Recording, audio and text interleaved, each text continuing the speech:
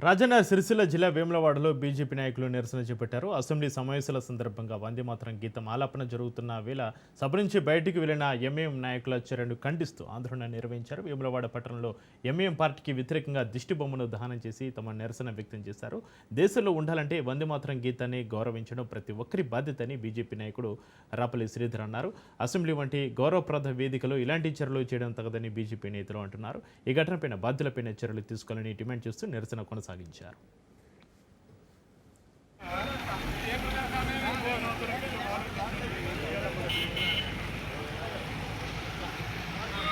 బళ్ళునే sir బల్లేవు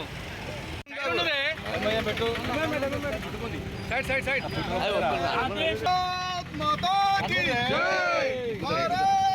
దేశంలో ఉండాలంటే భారతదేశంలో ఉండాలంటే